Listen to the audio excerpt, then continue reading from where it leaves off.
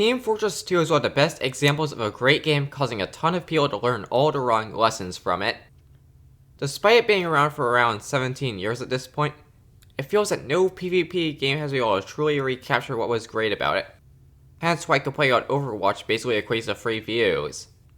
However, notice how I said PvP games and not PvE, because there is a game that manages to capture that lightning in a bottle that made TF2 so great and learn the lessons that so many other games missed.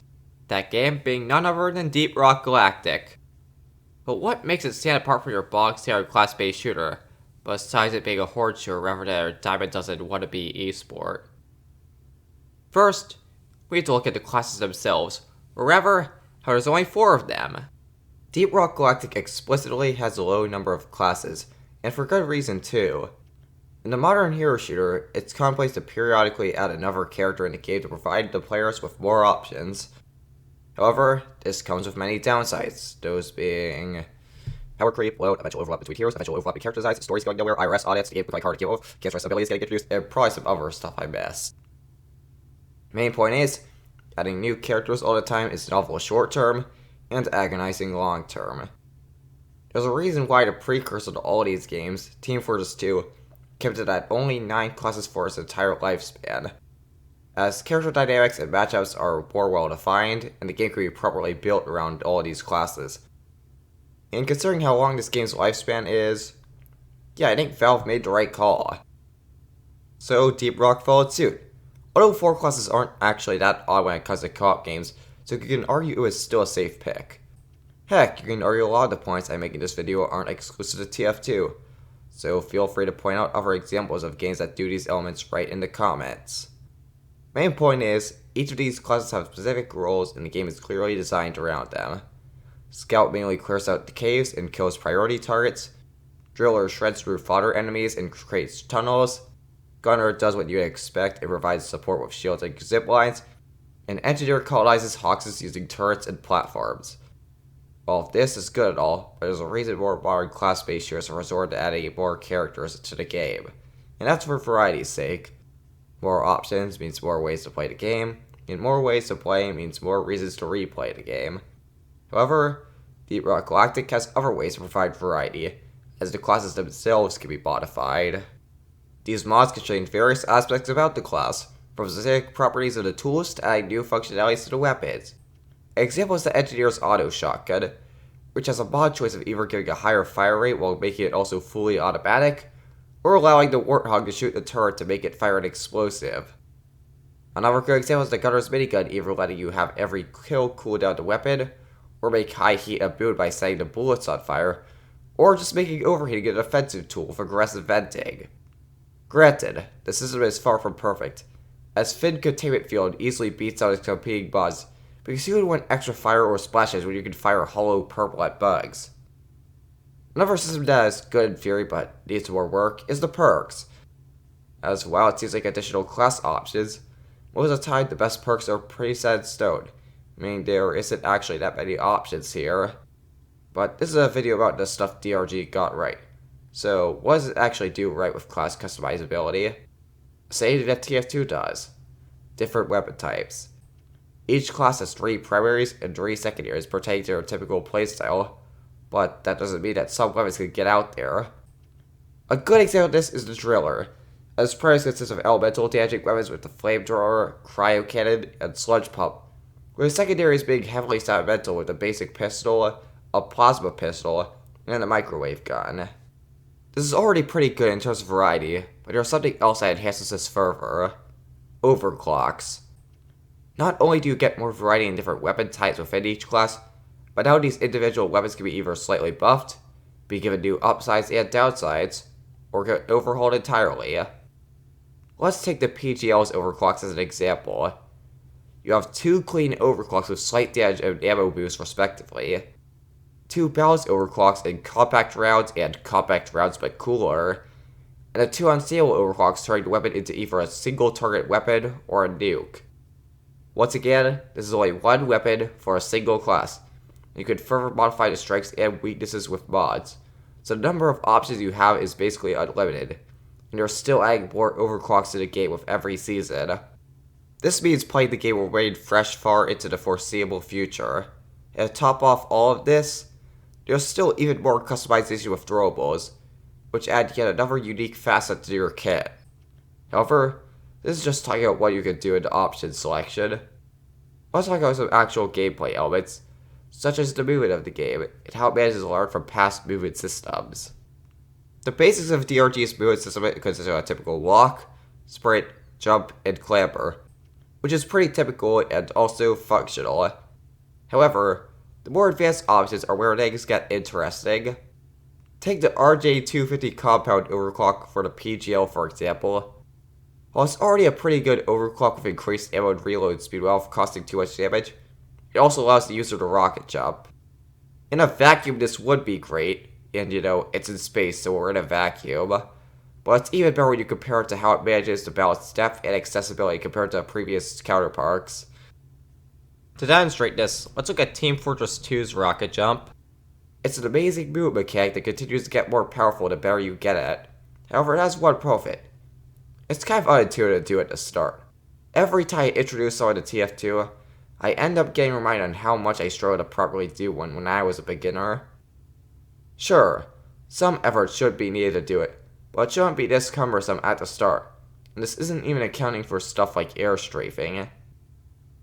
This was noticed by the devs of Overwatch as they were fans of TF2, so they made it so that anyone could use mobility similar to a rocket jump with Pharah.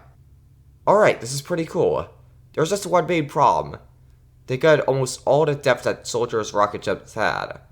Mobility options are now a lot more one note, and the manual rocket jumping is just lame. So TF2 sacrifices accessibility for depth, and Overwatch does the opposite. So how does Deep Rock Galactic preserve both accessibility and depth for rocket jumping? Simple. There's no crouch required in the jump and you still go decently high. Meaning that while you still have to aim yourself and account for the ammo and health loss, there's no more pesky crouch time to mess yourself up. Anyone can do it, and it gets better the better you are with aiming yourself and with certain applications, like grabbing heavy objects mid-jump to speed up traversing said items. The same applies with another overclock that adds movement utility to a weapon with special powder. In order to get maximum height on the TF2 equivalent, you have to fire at a strange angle. But with special powder, you just fire in the opposite direction, you'll be set. Simple as that. However, these are side mechanics. What about movement that's more integral to the class's design, like the Scout's grappling hook? It's pretty simple at first. Play a location, grapple to it, and make sure to account for the fall. However, you later found you could cancel the grapple halfway to retain more of the momentum. Now you're placing the grapple hook at a more extreme angle so you can slingshot yourself across the cave, but making sure you don't fall to your death. That is, unless you have the jet boost equipped, as now you can preserve the momentum for a grapple for a longer time. Oh yeah, did I mention how jet boosts have the ability to preserve momentum of other movement abilities? Now that's the interaction I'd like to see between movement abilities in games. I could go on for longer, but you get the point. Deep Rock Galactic manages to balance movement being accessible with movement having depth. I'd now like to shift our focus from the solo aspect to the team aspect, and when it comes to teamwork, communication is key, and it's also our next subject. Something that immediately stood out about TF2 to me was the sheer amount of voice lines it had. It wasn't from playing the game itself. We all know how many memes TF2 has made, and every time I'd see a new meme there were more voice lines being used for sentence mixing, to the point I thought, there's no way this game has this many voice lines, right? Well, after 3,400 hours of the game, and I'll still hear new lines of dialogue from the mercenaries, so consider past me dead wrong. But what does this have to do with communication in a multiplayer game? All of it. As verbal communication is key to let everyone else know what's happening. It was the point of TF2 having this many voice lines. From the automatic voice lines that play when someone's on fire, to letting your team know that you're ready for an Uber, TF2 has voice lines for every situation. Unless you're broke. Valve, please. However, Deep Rock Galactic takes this one step forward and streamlines a lot of the process. With the power of the ping tool, which not only highlights important things, but also is a voice line to let everyone know what's needed. Need your scout to fetch something out of reach? Ping it. Dangerous enemy in the distance? Ping it. Need to annoy mission control? Find some compressed gold and you know what to do next. There will also be some automatic voice lines that play when a dwarf is incapacitated or shooting the wrong type of target.